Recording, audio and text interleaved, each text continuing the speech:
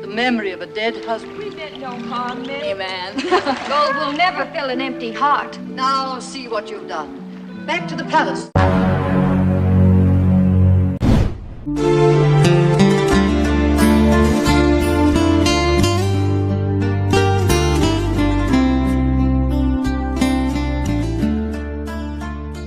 Hai guys, gimana kabarnya nih?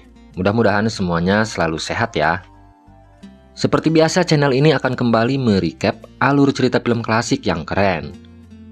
Di episode kali ini kita akan membahas sebuah film lawas berjudul The Ten Commandments yang rilis tahun 1956. Film ini bercerita tentang kehidupan seorang raja yang terkenal angkuh dan kejam. Bahkan dia menganggap dirinya sebagai Ramses atau Tuhan. Raja itu diberi gelar sebagai Fir'aun. Dinasti Fir'aun adalah raja yang paling berpengaruh dalam sejarah Mesir kuno. Kisahnya berkaitan erat dengan kisah Nabi di dalam kitab suci tiga agama. Bagaimana keseruan filmnya? Gak perlu berlama-lama. Ini dia, alur cerita film The Ten Commandments.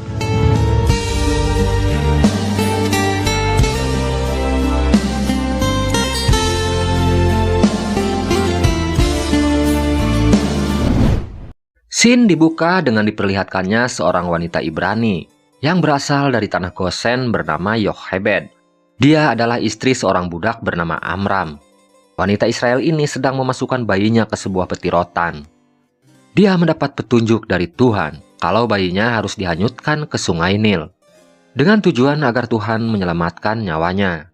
Pada saat itu Raja Fir'aun yang menjadi penguasa Mesir menugaskan para prajuritnya untuk memburu dan membunuh setiap bayi yang terlahir berjenis kelamin laki-laki.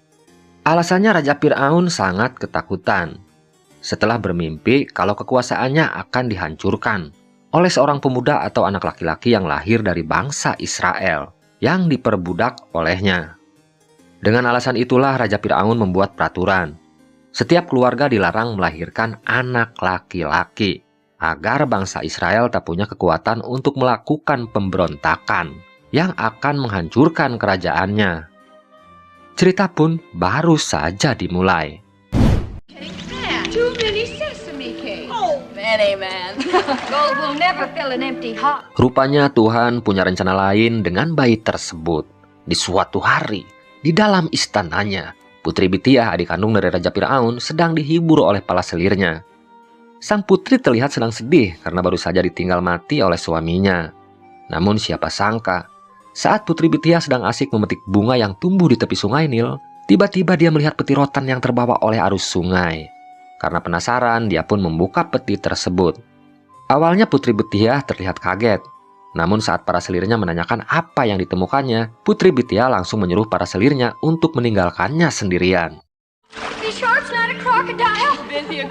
Only a drifting basket.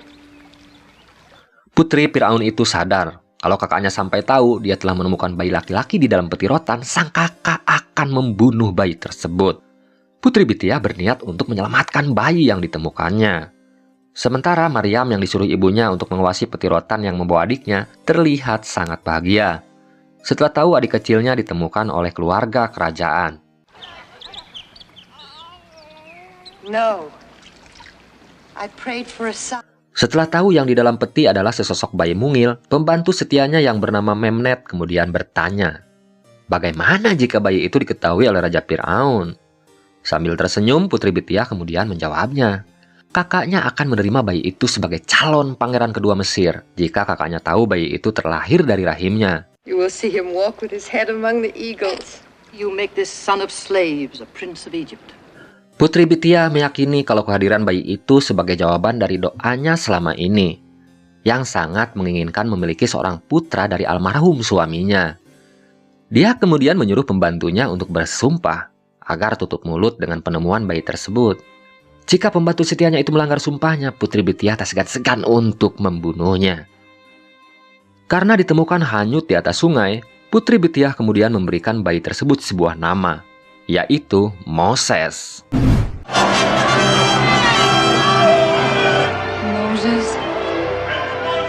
Singkat cerita, Moses pun tumbuh menjadi seorang pangeran yang tampan dan gagah perkasa. Dia seumuran dengan anak Raja Firaun, yaitu putra mahkota bernama Ramses. Pangeran Ramses terlihat iri karena Pangeran Moses sangat dianakmaskan oleh ayahnya. Padahal Moses hanya sebatas keponakannya. Kebencian Ramses kepada Moses semakin menjadi-jadi setelah adiknya bernama Putri Nefertari lebih menyukai Moses ketimbang dirinya. Padahal Putri Nefertari akan dinikahkan dengannya jika nanti sudah naik tahta menggantikan ayahnya. The old windbag. He has brought down the pride of Ethiopia. Karakter Pangeran Ramses yang kejamnya 11-12 dengan ayahnya berbanding terbalik dengan karakter Pangeran Moses yang punya sifat bijak dan adil kepada sesama. Pangeran Moses tak segan-segan membantu para budak yang tidak mendapatkan hak dan keadilan dari Raja Firaun. Contohnya adalah saat berlangsungnya pembangunan kuil dan patung raksasa untuk memuja Raja Firaun. Moses yang sedang sibuk mengatur perencanaan pembangunan tiba-tiba didatangi oleh seorang budak atau wanita Ibrani bernama Lilia. You say where she is and you'll die in a lion's den. You're done. Not for myself, Lord Prince. For... Wanita itu meminta tolong kepada Pangeran Moses agar membebaskan pacarnya yang bernama Joshua. Joshua ditangkap oleh prajurit Firaun karena ingin menyelamatkan seorang wanita paruh baya yang sedang terjepit saat hendak melumasi sebuah patung raksasa. Tanpa pikir panjang, Pangeran Moses kemudian mendatangi TKP. Melihat ada seorang ibu-ibu yang terjepit patung raksasa, dia pun langsung menolongnya. Pangeran Moses sama sekali tidak mengetahui kalau wanita parubaya yang barusan ditolongnya adalah Yochebed, ibu kandungnya. Tak hanya sampai di situ, Pangeran Moses pun menyuruh prajurit Firaun untuk membebaskan Joshua, yang mengaku nekat melabrak para mandor bangunan karena ingin menolong wanita parubaya tersebut. Melihat kebaikan Pangeran Moses, budak bernama Joshua tersebut nekat memberitahunya kalau pekerjaan mereka lambat karena tak diberi makan oleh Raja Firaun. Mendengar kenyataan tersebut, Pangeran Moses terlihat murka. Dia pun menyuruh seluruh budak untuk mengambil persediaan gandum di kuil pendeta suci. Kejadian tersebut dimanfaatkan oleh Pangeran Ramses untuk mengadukan perbuatan Pangeran Moses kepada ayahnya karena dianggap telah melanggar peraturan kerajaan. But the day of Moses, deliver now. They have Moses. Raja Firaun akhirnya memutuskan untuk membuktikan langsung tuduhan anaknya. Apalagi Pangeran Ramses terus mengomporinya kalau seluruh budak beramai-ramai menyanjung dan meneriakan nama Pangeran Moses. Kenyataan tersebut membuat Raja Firaun khawatir kalau suatu saat Pangeran Moses akan berkhianat kepadanya. Setelah sampai di lokasi, Raja Firaun mulai menanyakan kebenaran tentang keputusan Pangeran Moses yang menyuruh para budak untuk mengambil bahan makanan dari kuil pendeta suci. Pangeran Moses mulai beradu kecerdasan dengan Pangeran Ramses yang terus mengompori ayahnya agar menghukum saudaranya tersebut. Dia meyakinkan ayahnya kalau Moses telah merugikan keuangan kerajaan. Namun dengan santainya Pangeran Moses mencoba menjelaskan alasannya. Dia mulai memperlihatkan hasil pembangunan yang selama ini dipercayakan kepadanya. Pangeran Moses berpendapat, dengan memberi makan para budak, maka pekerjaan akan selesai jauh lebih cepat. Tapi jika para budak tak diberi makan, maka pekerjaan akan jauh lebih lambat. Take a throne by force that he has earned by deeds. And this you call treason. Semakin lama pembangunan tersebut selesai, kerajaan justru rugi 2 kali lipat. Selain kehilangan satu persatu para pekerja yang mati karena kelelahan, bekal makanan juga ujung-ujungnya akan habis karena harus ngasih makan para prajurit yang mengawal para budak di lapangan. Mendengar alasan dari keponakannya, Raja Firaun hanya bisa tertegun. Dia sangat terpukau dengan kecerdasan yang dimiliki oleh Pangeran Moses. Sang raja akhirnya malah menuduh putranya Ramses telah memfitnah saudaranya. The city that he builds shall bear my name. Moses builds a city? Melihat Raja Firaun lebih menyayangi Pangeran Moses, mandor bangunan bernama Baka memperingatkan Pangeran Ramses kalau Pangeran Moses suatu saat bisa saja merebut tahta kerajaan darinya. Namun Pangeran Ramses dengan percaya diri meyakinkan mandor bangunannya kalau dia tidak akan membiarkan saudaranya itu mendapatkan kekuasaan di tanah Mesir. Sambil bertolak pinggang, dia berkata, kota yang dibangun melalui tangan Moses suatu saat akan mengharumkan namanya. Dan Putri Nefertari, wanita yang dicintai Pangeran Moses, suatu saat akan menjadi istrinya. I have brought you a cloth more revealing. Why not? Hingga akhirnya di suatu hari, Pelayan Putri Bitiah yang selama ini ikut menyembunyikan tentang rahasia Pangeran Moses akhirnya mengkhianati sumpahnya. Dia memberitahu Putri Nefertari kalau Pangeran Moses bukan keturunan dari Raja Fir'aun, tapi dia terlahir dari rahim seorang wanita dari bangsa Israel bernama Yochebed. Putri Bitiah memungut bayi Moses yang dihanyutkan oleh ibunya ke sungai Nil. Mendengar pengakuan dari pelayannya, Putri Nefertari terlihat syok. Namun cintanya kepada Pangeran Moses membuat dia tidak peduli dengan masa lalu kekasihnya. Putri Nefertari justru membunuh pelayannya tersebut dengan cara mendorongnya hingga jatuh dari atas balkon. Torn from a Levite's robe. You think I care whose son he is? Putri Nefertari tidak ingin kekasihnya Moses diusir dari istana. Jika sampai itu terjadi, Raja Firaun pasti akan menjodohkan dia dengan Pangeran Ramses kakaknya, seorang laki-laki yang tidak pernah dicintainya. Namun saat Pangeran Moses masuk ke kamarnya, tak sengaja dia melihat potongan kain tradisional yang biasa dipakai oleh suku Ibrani. Dia pun mulai curiga kalau Putri Nefertari telah menyembunyikan sesuatu darinya. Oh, Moses, Moses, why do you question me? Why do you care? Could Ramses destroy me with a piece of cloth? Setelah didesak terus oleh kekasihnya, Putri Nefertari akhirnya terpaksa memberitahu kejadian yang sebenarnya. Dia mengaku telah membunuh pelayannya bernama Memnet, karena telah membuat pengakuan kalau Pangeran Moses bukan keturunan dari Raja Fir'aun, tapi terlahir dari rahim seorang ibu dari bangsa Israel. Mendengar pengakuan pacarnya, Pangeran Moses terlihat bingung. Untuk memastikan kebenarannya, dia pun berniat untuk mendatangi Putri Bitiah ibunya. I love you. I will ask Bithiah. Setelah bertemu dengan ibunya, Pangeran Moses mulai menanyakan seorang wanita dari suku Ibrani yang bernama Yochebed. Dia mulai mencari tahu kebenaran yang selama ini dirahasiakan darinya. Namun Putri Bitiah berusaha menutupi semuanya. Jika dia memberitahu putranya, dia khawatir akan kehilangan Moses, anak kesayangannya. Karena tak menemukan jawabannya, Moses pun memperingatkan ibunya kalau dia akan mencari tahu semua rahasia yang selama ini disembunyikan darinya. My chariot, I will drive to Goshen. Melihat sikap putranya, Putri Bitiah mulai terlihat panik. Dia pun menyuruh pelayannya untuk menyiapkan kereta kuda. Malam itu juga, Putri Bitiah berencana akan melakukan perjalanan ke daerah Gosen untuk mendatangi rumah ibu kandung Pangeran Moses yang bernama Yochebed. Dia berencana untuk menyuruh keluarga Moses agar secepatnya pergi meninggalkan daerah Gosen sebelum Pangeran Moses putranya mengetahui tempat tinggal ibu kandungnya. Namun setelah sampai di rumah ibu kandung Moses, Yochebed menolak saran dari Putri Bitiah untuk pergi meninggalkan kampung halamannya. Dia pun meyakinkan Putri Bitiah kalau keluarganya tidak akan mengambil Moses darinya. Namun karena terlanjur takut kehilangan putranya, Putri Bitiah tetap memaksa keluarga Yochebed untuk segera berkemas dan pergi dari kampungnya. Putri Bitiah berjanji akan menanggung semua kebutuhan keluarga Yochebed. Yang penting putranya tidak bertemu dengan ibu kandungnya. Only the Pharaoh can free a slave. Saat berdebat itulah tiba-tiba dari arah pintu Pangeran Moses muncul di hadapan ibunya. Rupanya Pangeran Moses sengaja membuntuti ibunya. Kehadiran putranya semakin membuat Putri Bitiah panik dan ketakutan. Untungnya Yochebed ibu kandung Pangeran Moses berusaha membantu adik Raja Firaun tersebut agar rahasia tentang siapa ibu kandung Moses tidak terbongkar.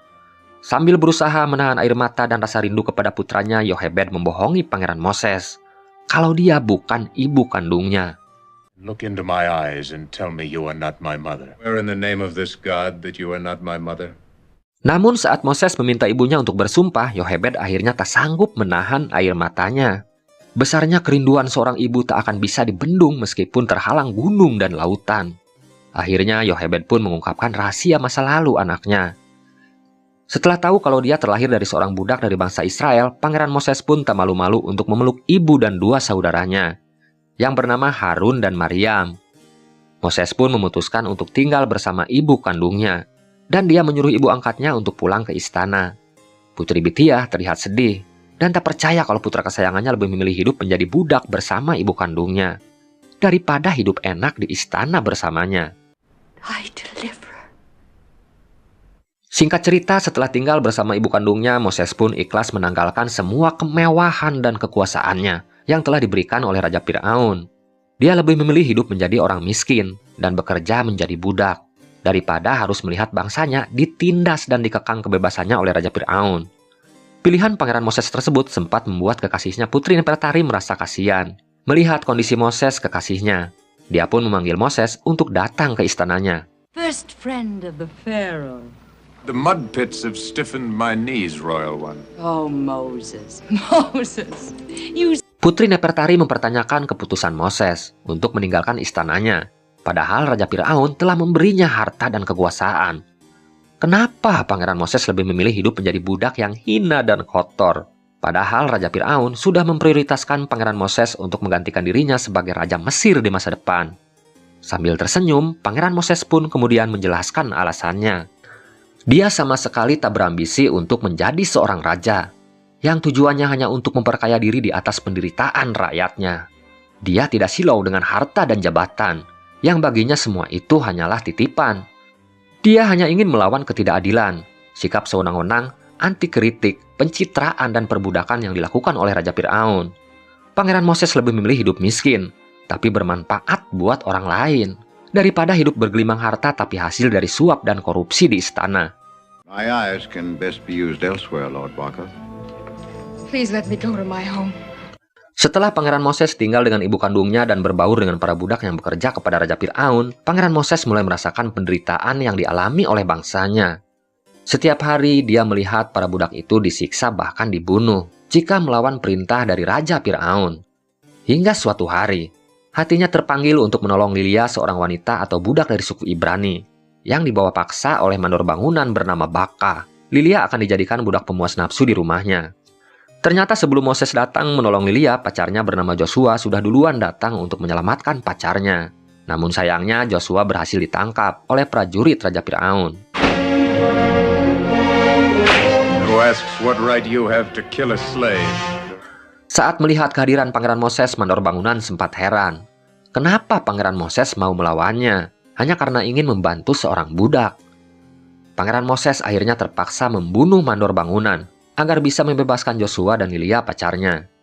Namun Pangeran Moses sama sekali tidak menyadari kalau aksinya tersebut diketahui oleh ajudan Baka bernama Dastan yang mengintipnya dari balik pintu.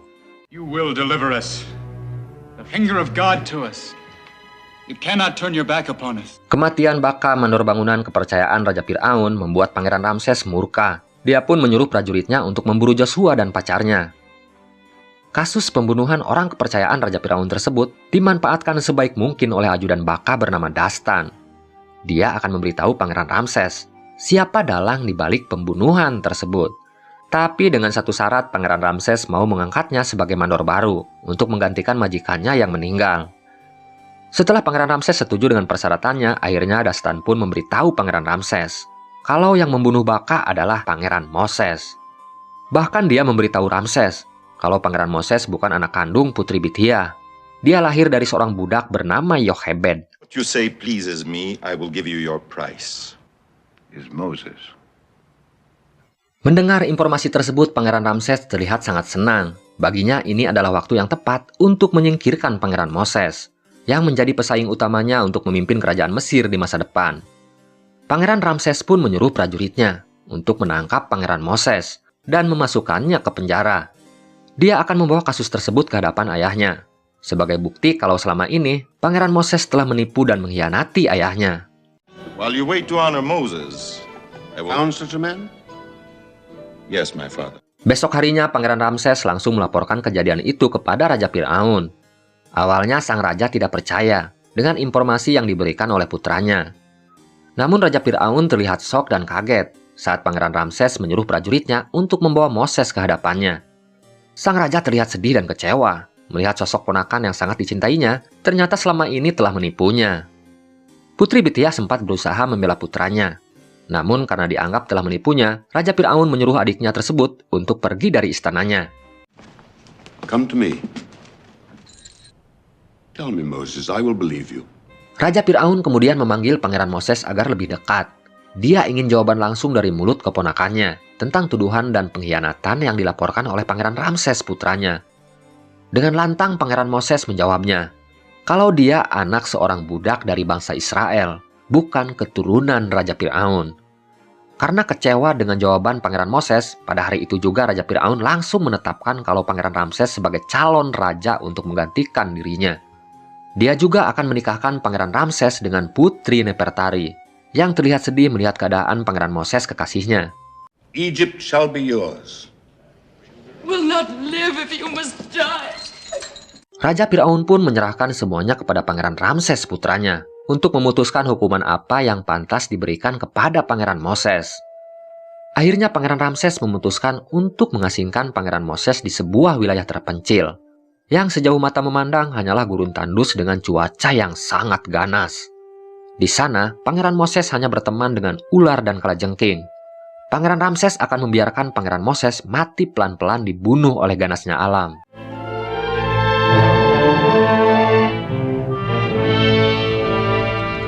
Pangeran Ramses hanya memberikan tongkat untuk membantu perjalanan dan jubah untuk menghangatkan Pangeran Moses dari dinginnya malam. Selain itu, hanya keajaiban yang bisa menyelamatkan Pangeran Moses dari ganasnya gurun Syur yang kering kerontang.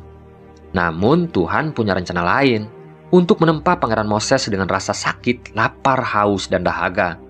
Tuhan telah menguji ketabahan dan kesabarannya, hingga akhirnya menuntunnya sampai di sebuah desa bernama Midian.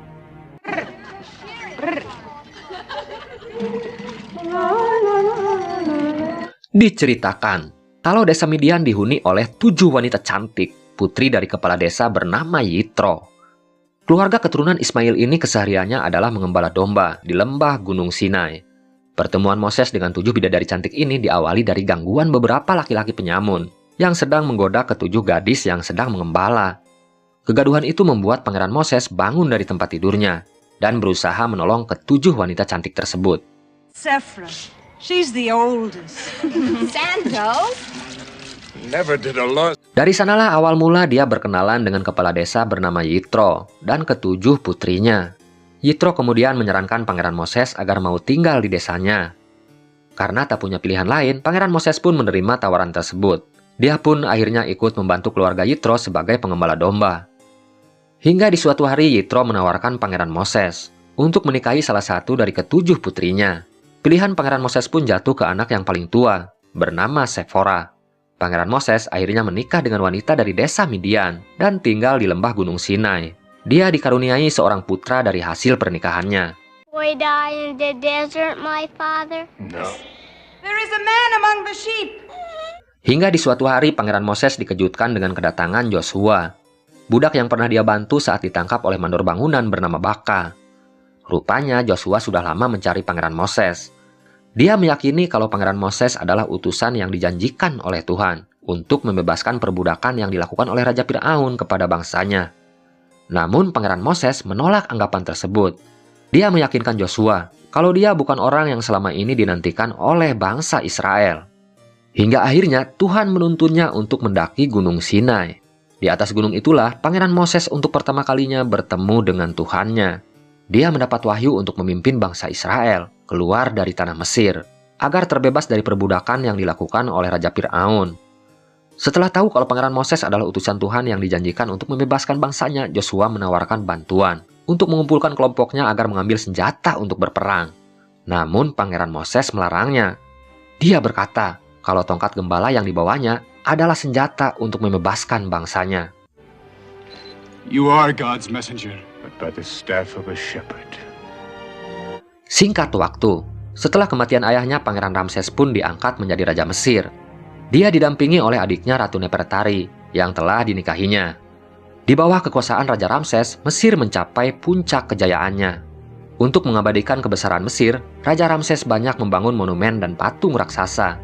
Salah satu bangunan yang paling terkenal adalah patung yang didirikan di wilayah Karnak dan Abu Simbel.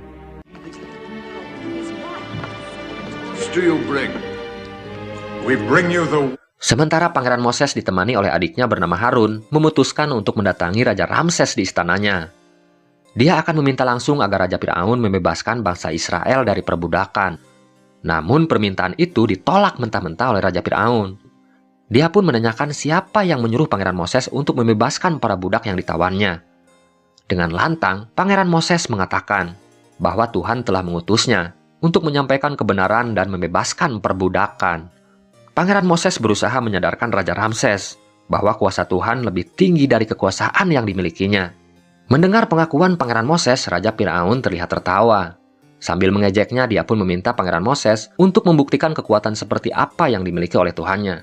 Pangeran Moses pun kemudian menyuruh Harun untuk melemparkan tongkat miliknya ke depan Raja Firaun untuk membuktikan kalau ucapannya adalah wahyu dari Tuhan.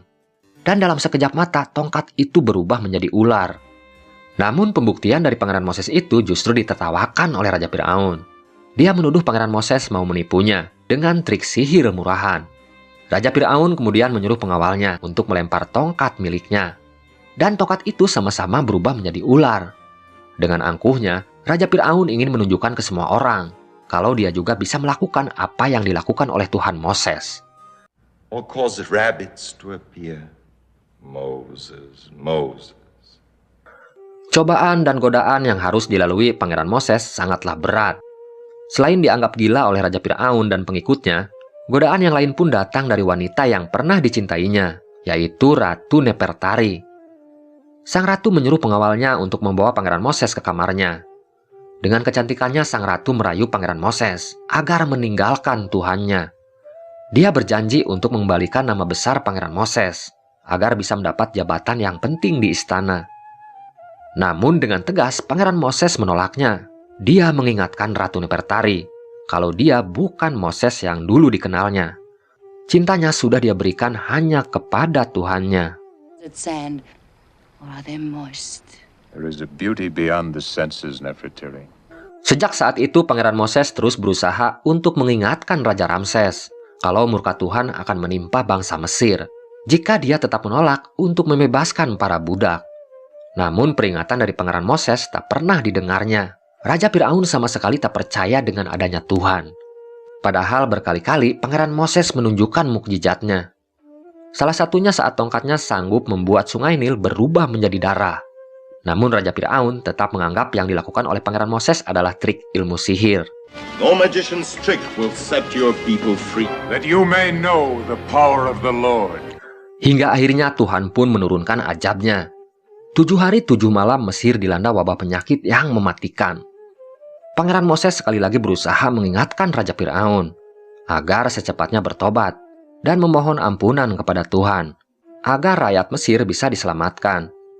Namun Raja Firaun terlihat keras kepala. Dengan sombongnya dia berkata kalau kerajaannya akan dilindungi oleh para dewa yang bersemayam di patung-patung raksasa yang dibuatnya.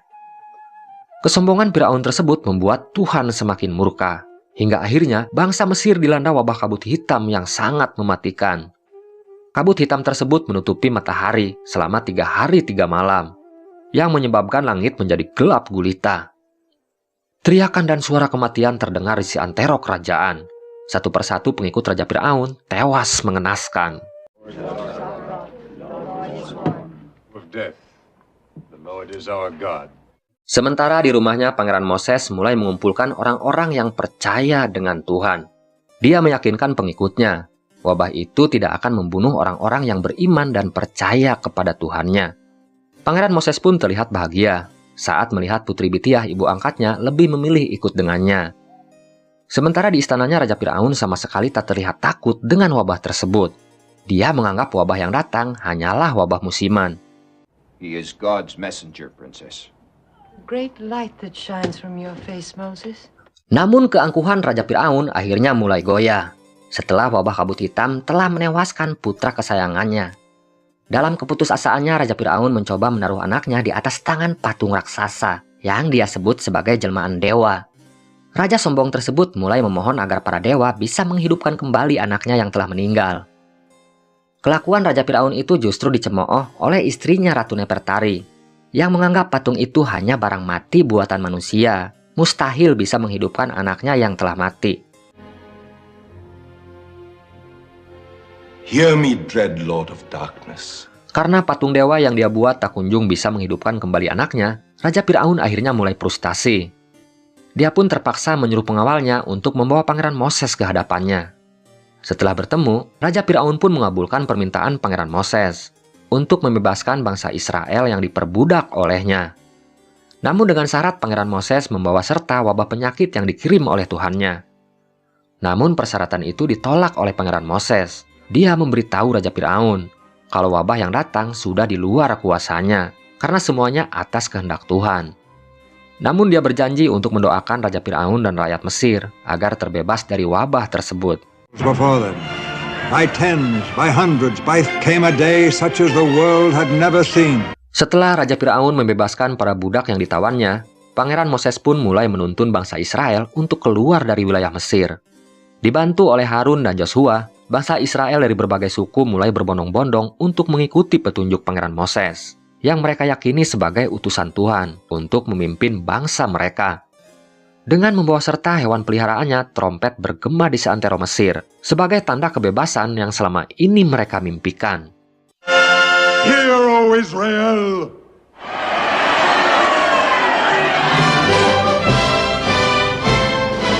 Namun setelah kerajaannya terbebas dari wabah penyakit, Raja Fir'aun mulai mengumpulkan pasukannya. Dia tak akan membiarkan Pangeran Moses dan para pengikutnya bisa dengan mudah menikmati kebebasannya. Rasa dendam dan sakit hati karena telah dipermalukan oleh Pangeran Moses membuatnya bertekad untuk membunuh Pangeran Moses dan para pengikutnya.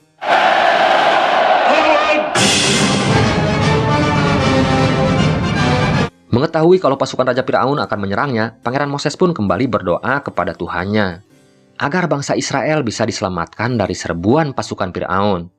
Dan mukjizat pun kembali diperlihatkan Pangeran Moses saat tongkat ajaibnya sanggup membelah Laut Merah, sehingga terhampar jalan untuk menyelamatkan para pengikutnya.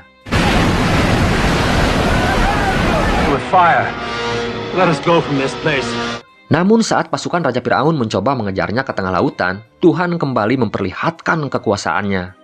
Setelah para pengikut Moses berhasil menyeberangi lautan, Tuhan kembali menyatukan laut yang awalnya terbelah. Kejadian itu membuat Raja Fir'aun dan pasukannya panik. Mereka pun berusaha untuk keluar dari gulungan laut tersebut. Namun karena kesombongannya, Raja Fir'aun dan pasukannya akhirnya tewas mengenaskan setelah ditenggelamkan oleh Tuhan di dasar lautan.